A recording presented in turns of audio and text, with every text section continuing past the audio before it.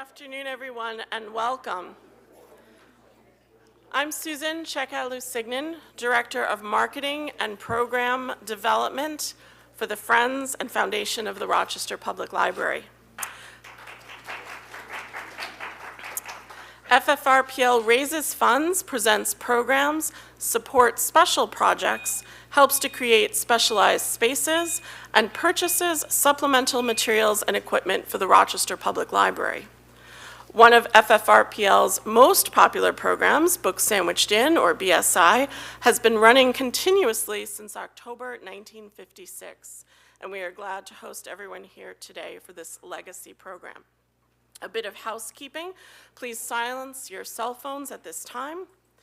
Our thanks go to those who help fund programs like these through FFRPL, the dedicated FFRPL committee members who curate and organize these events, our guest speakers and artists who so graciously share their time and talents with us, the library staff who help with our setup and production, and the thousands of people who attend each year.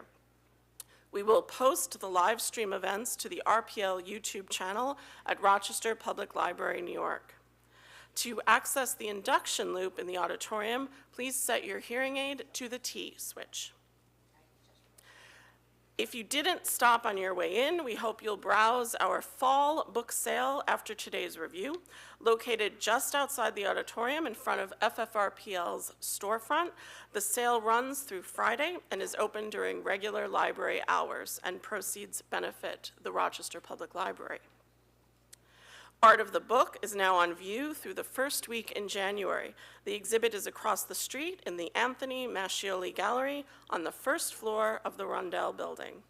The show is our most extensive to date and represents work by artists in 10 countries: the United States, Argentina, Scotland, Canada, Chile, Brazil, China, Hong Kong, France, Netherlands, and Mexico.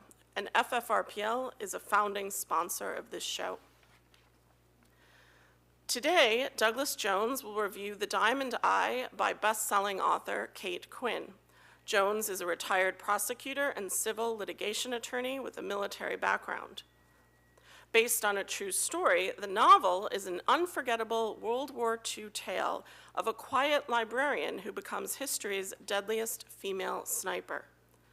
In a starred review, Bookpage noted that, quote, "The Diamond Eye is a remarkable combination of immersive wartime storytelling, rich detailing, and wonderful pacing. What really makes The Diamond Eye land, though, goes beyond Quinn's mastery of her chosen genre. This is, first and foremost, an exceptional character piece, a study of a woman who is a killer, a mother, a lover, and above all else, a survivor." Please join us in welcoming Douglas Jones to our podium.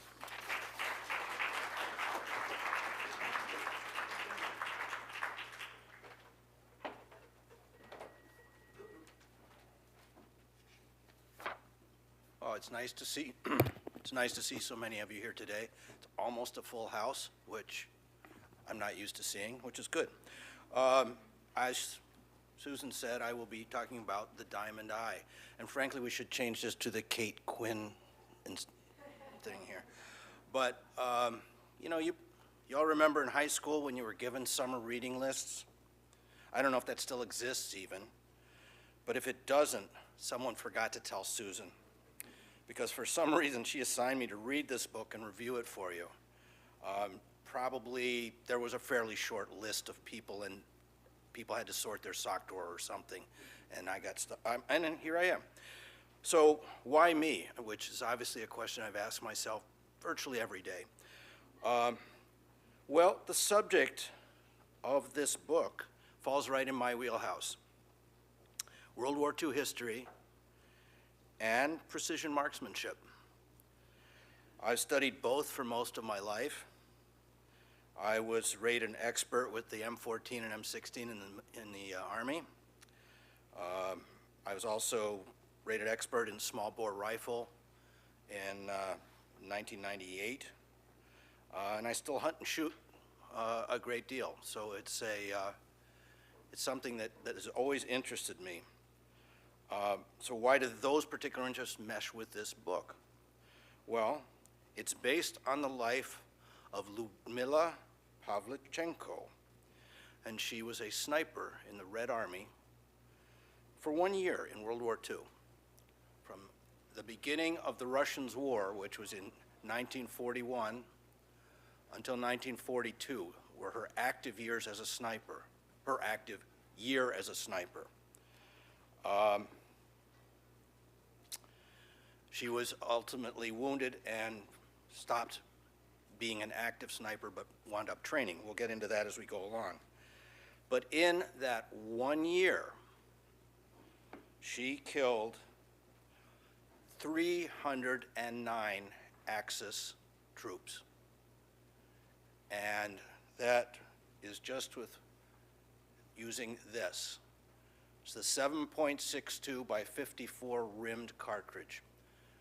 And it is, and was the standard issue of the Russian Army from 1891 and is still used today all over the world as a machine gun cartridge, but not so much as a rifle cartridge.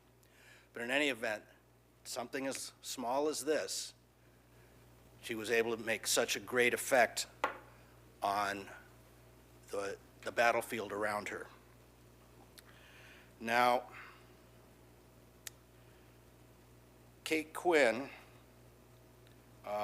talks about her throughout her career, basically, because she stayed in the military until 1945. And then she actually, beyond that, went on and became a researcher for the Soviet Navy. But the sniping is only is really what Kate talks about.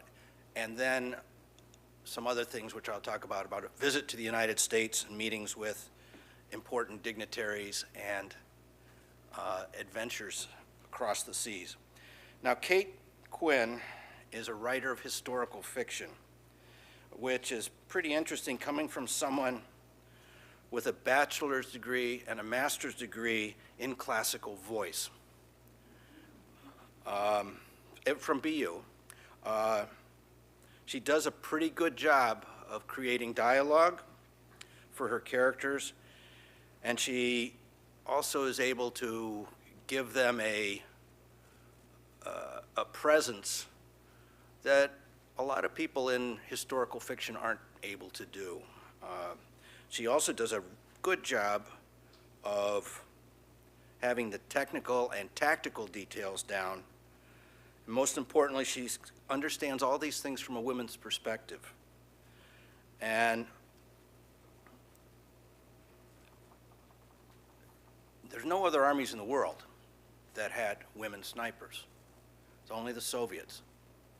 You don't see them much now. There are some who might be partisans who were involved in that, but now, when you see snipers, you're not seeing women.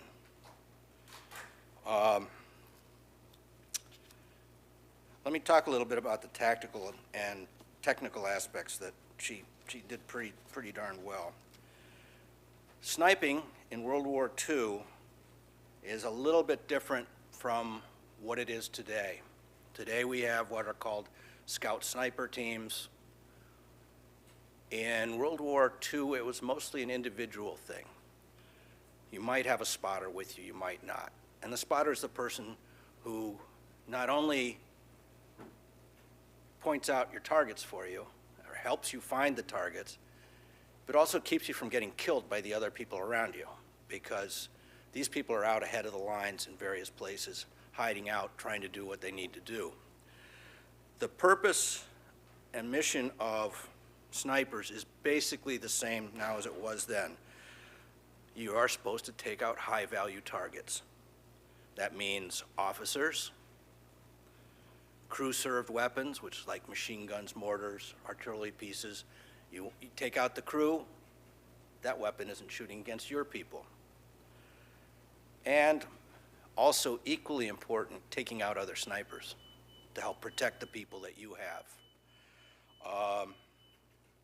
The secondary and sometimes primary job of a sniper is reconnaissance. You are out there in the field. You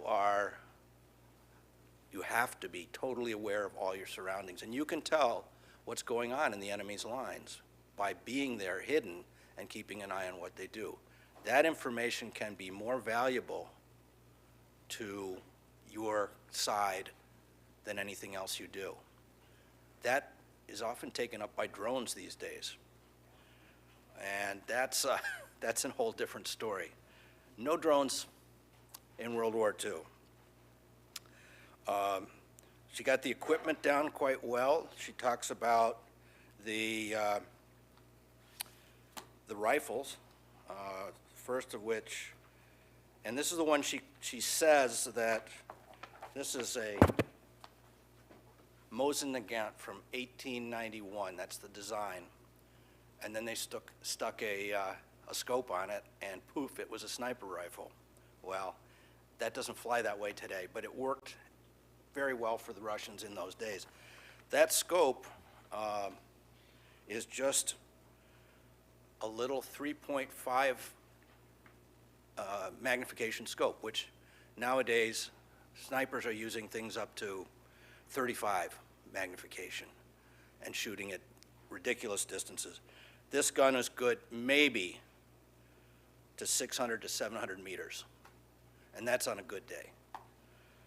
The other one that they talk about that she is issued and given, but she doesn't seem to use it much in this book, is the SVT-40, which is a semi-automatic rifle.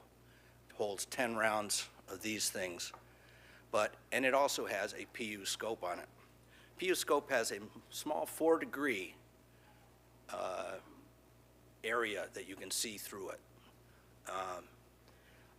And it has an awful reticle, which is just big, heavy things, and it's hard to aim properly.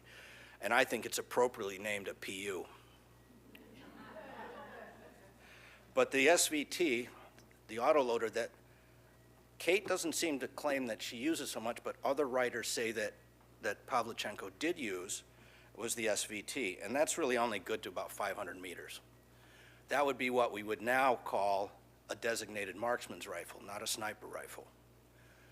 And many of the things that were done in World War II fell more into the designated marksman area than into real sniping. Now we have snipers that have made confirmed kills at, 2 kilometers. Whole different line of equipment, whole different level. Tactically, it sort of started out, it developed 3 ways along here. One, the lone sniper attached to a platoon, which again, we're talking designated marksman basically. And she started out that way. Then you have the sniper spotter teams, and they generally are given free rein of the battlefield and go out and do targets of opportunity. Then you have full sniper units, which developed later in the war, which she later commanded a platoon of snipers in the siege of Sevastopol. I think that's how you pronounce it. I don't know whether I'm pronouncing it in the Ukrainian way or in the Russian way. And we'll get into the Ukrainian-Russian thing as we go along here too, because she was born in Ukraine, but she always considered herself to be a Russian because that's all there was, sort of. She went to a lot of training, and we can talk about some of that, but training that you need, it's marksmanship.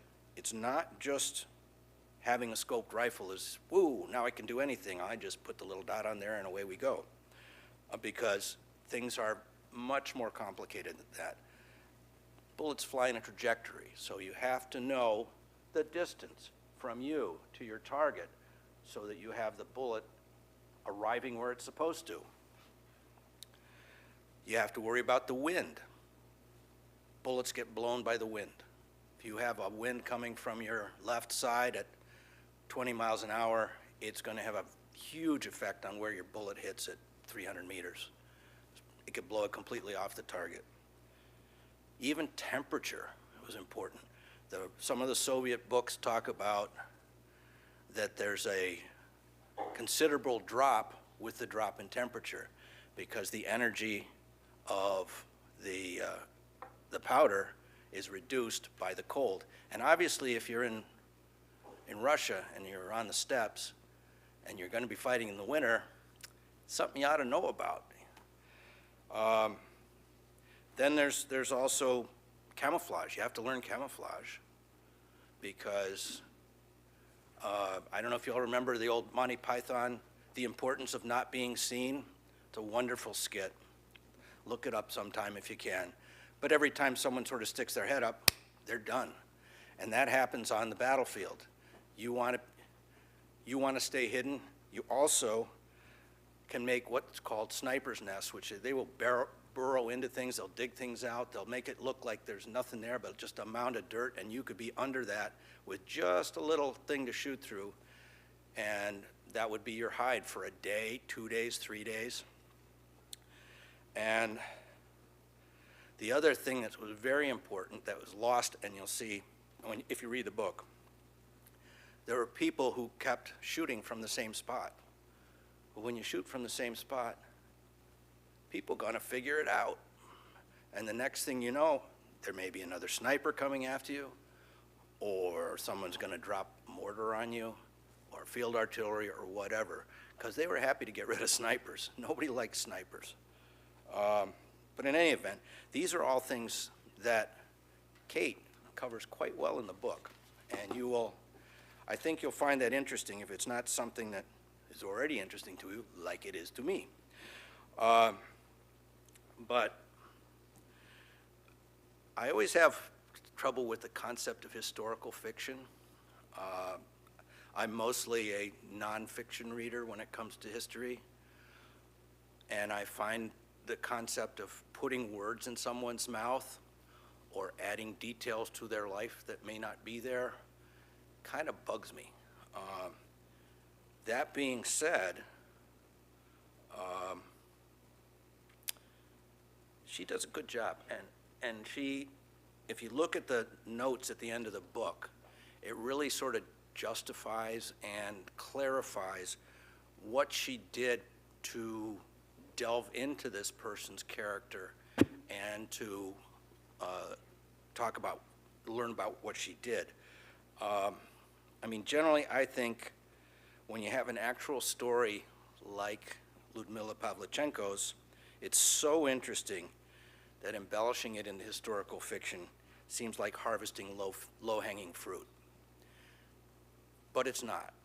She really gets into her head, and at least we think so, and makes it look good. Let me outline more of the actual story of Lyudmila Pavlichenko, so that when you do read the book, you can see where the author sort of took a little license. I mean, there's stuff that she took license with I'm not even going to talk about here because it is sort of an interesting part of the story, but I'll leave that for you to find out.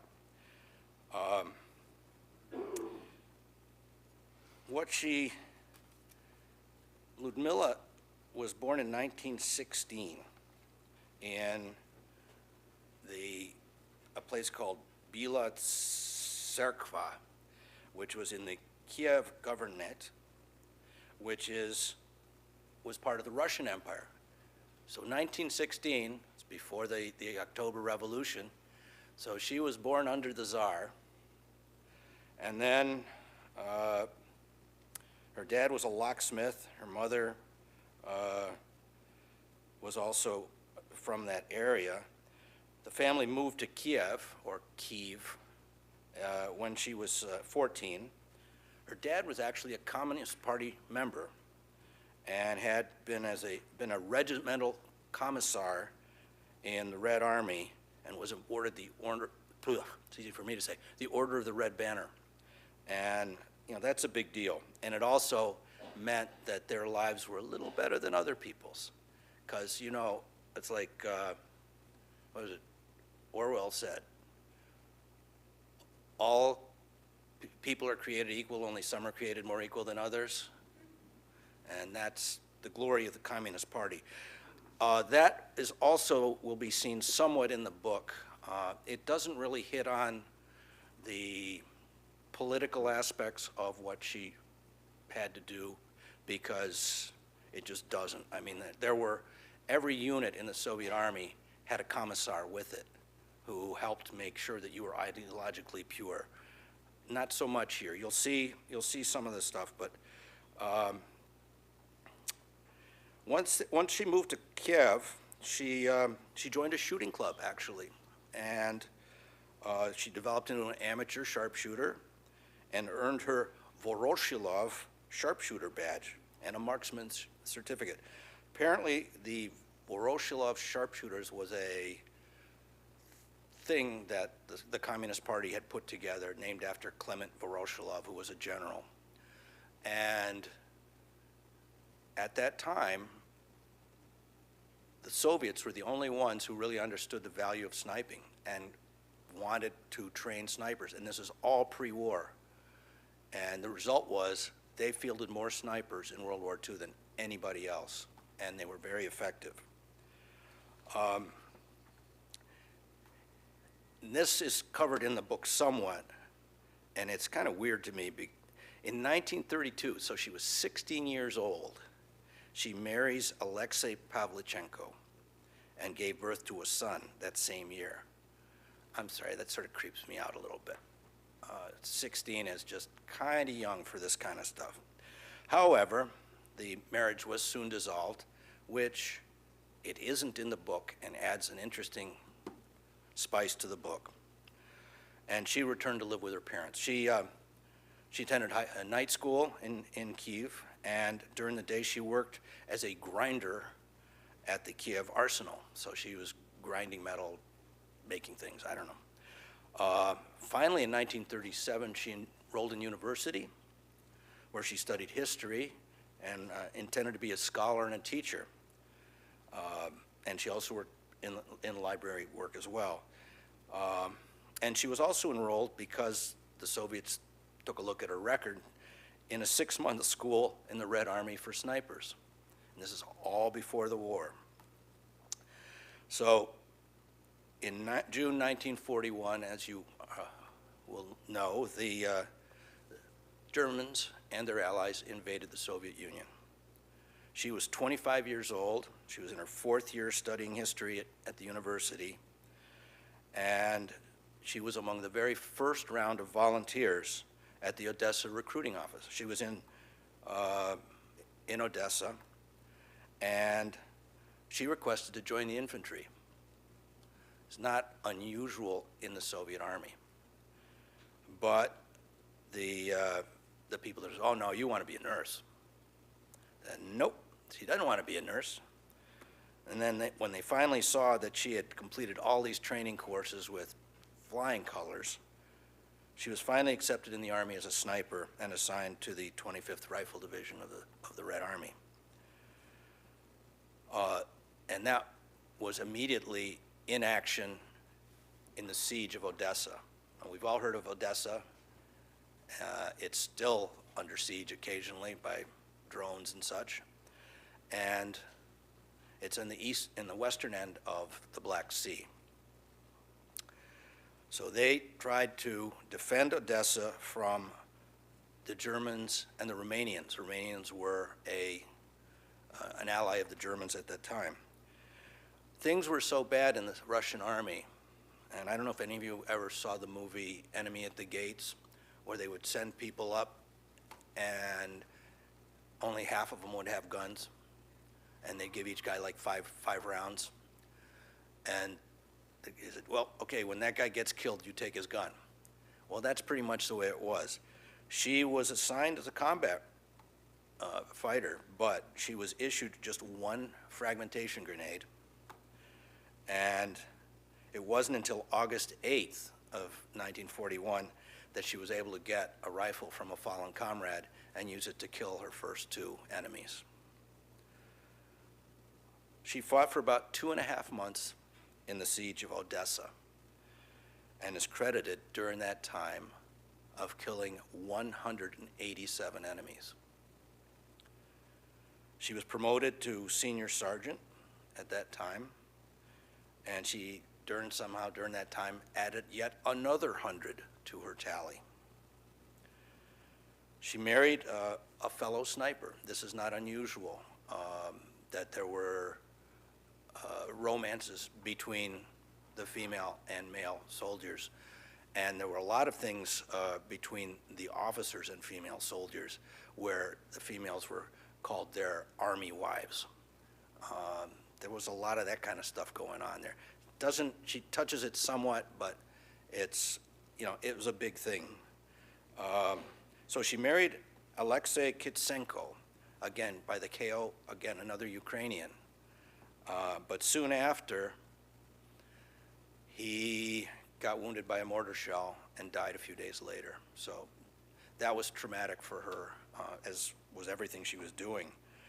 In October of 1941, the Romanians overran Odessa, and her unit was withdrawn by sea to Sevastopol on the Crimean Peninsula. And that, surprise, also came under siege. So she fought in that siege as well, and is claimed to have killed another roughly, 100 soldiers. She also trained snipers.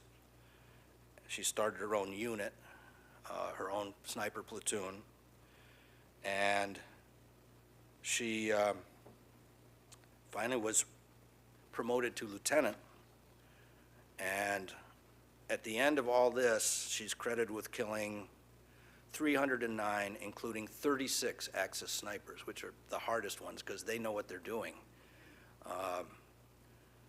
One of the reasons I think that she had such a high kill count was because she was involved in defensive work in the sieges. So everyone else is coming at her, so it's, as one would say today, a target-rich environment. However, things did not last well for her. In June of 1942, she was hit with mortar fragments, and the Soviet High Command ordered her to be evacuated from Sevastopol by submarine after only 1 year in combat. She spent a month in the hospital, and when she got better, she was not sent back to the front. She became a propaganda tool for the Soviet Army, and they nicknamed her Lady Death. Nice name. Get a lot of dates that way, I'm sure. But she trained snipers for combat duty for the remainder of the war. But more interesting, during 1942, and this will also show up in the book, she was sent to Canada and the United States with a delegation to try to get the United States in particular to open the second front against Nazi Germany. She was the first Soviet citizen to be received by a U.S. president. Franklin Roosevelt welcomed her to the White House. She was also asked by Eleanor Roosevelt to tour the United States, relating her experiences as a female soldier on the front lines. And the downside of that, she wasn't taken seriously. The press referred to her as the girl sniper, and she got a little bit blunt with people about that. She was in Chicago in front of this large crowd, and she shut everybody down. Gentlemen, I am 26 years old, and I have killed 309 fascist invaders by now. Don't you think, gentlemen, that you have been hiding behind my back for too long? And the fans went wild.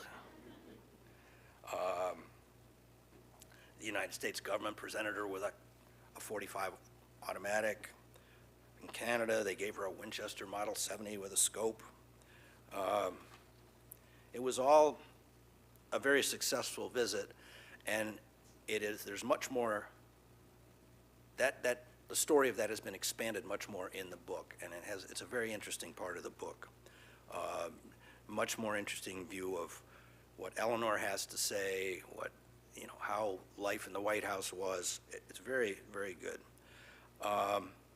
In 1943, when she came back to the Soviet Union, she was awarded the Gold Star of the Hero of the Soviet Union. Again, huge deal. And as well as the Order of Lenin twice. Hero of the Soviet Union it's like the Medal of Honor here. So it's pretty fancy.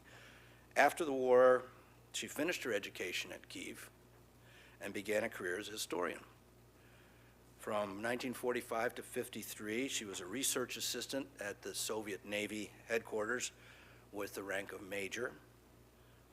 She was later active in the Soviet Committee for Veterans of the War. In 1957, and you'll see this in the book as well, hence historical fiction, Eleanor Roosevelt visited her in Moscow when she was on a visit to the Soviet Union. And that is covered very nicely in the book, or embellished very nicely in the book. I don't know. All these things make you think, okay, this is an iron woman. But she struggled constantly with depression because of her loss of her husband in the war and all the things she'd seen and done. And she had PTSD, which wasn't really known then, but she had it. And like many people in that part of the world, alcoholism. Factors that probably contributed to her early death. She died from a stroke in October of 1974 at the age of 58. But she came to quite a bit of renown. The Soviet Union issued a postage stamp with her on it. And you guys can come up and take a look at this when we're done. And so this gives you some idea what she looked like.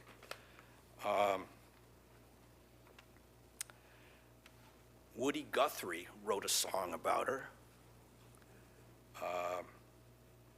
And there was a movie that just came out in 2015 called The Battle for Sevastopol, and you can see it on Amazon Prime.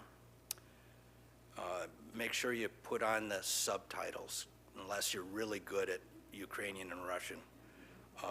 It was a weird thing because it was a joint Ukrainian-Russian production. Ain't gonna see that anymore. And it was released in both countries in 2015.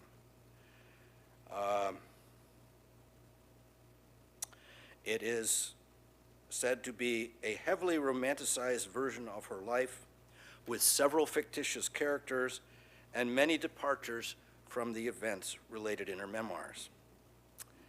I've watched it, and I gotta agree with that. This was historical fiction to the next level.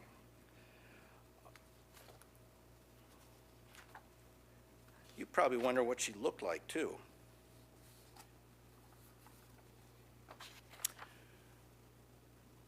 There she is, obviously not on the front at that time. Here she is at the front. And again, you can see these. This is a PU scope, and this is an SVT-40. So every picture I've ever seen of her at the front, she has an SVT-40. So I'm still curious as to where Kate came up with her thing. And here's a picture with the Justice of the Supreme Court and Eleanor Roosevelt. So again, you can see these later. One of the things I liked about Quinn's method of writing this book is she's funny. I mean, she has some really good zingers in there that I think are they humanize what could otherwise have been a pretty dark story.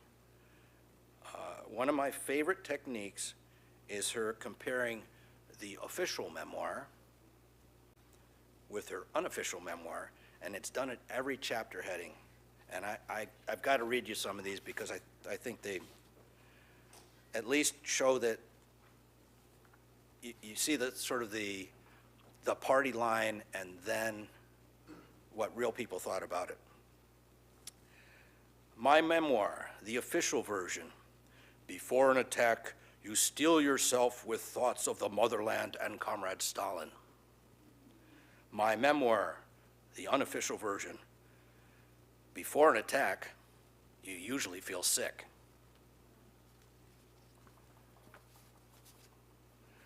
My memoir, the official version. Rank conveys privileges. My memoir, the unofficial version. Being known as someone who can put a bullet through a target's eye at 500 meters also conveys privileges.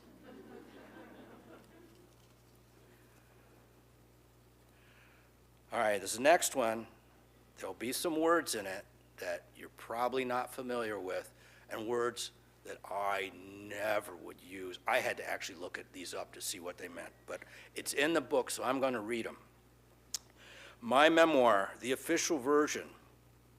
On the morning of the second day of October, our mighty military machine moved crisply into action at Tatarka, organized and efficient. My memoir, the unofficial version. It was about as organized and efficient as a monkey shit fight at a zoo.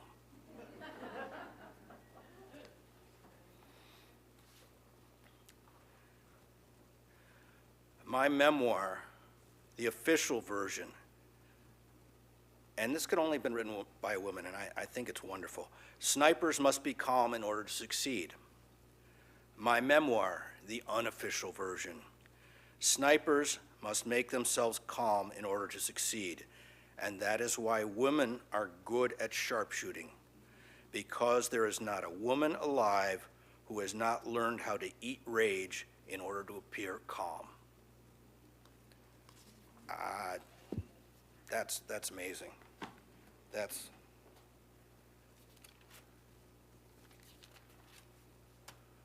I have some other books and things up here, but that's to show you if you're interested in what these things are. Basically, I've come to the end. In summary, I think that The Diamond Eye, though fictionalized, is both an entertaining and a fair historical insight into a time when a country under attack mobilized everyone to its defense. Now, admittedly, it was a dictatorship, so you didn't have a lot of choices, but that doesn't make it any less traumatic for the people involved. To give an idea that the USSR had about 2,000 women snipers in World War II. 1,500 did not survive the war. Pavlichenko did, and left us with a fascinating and inspiring story. Thank you.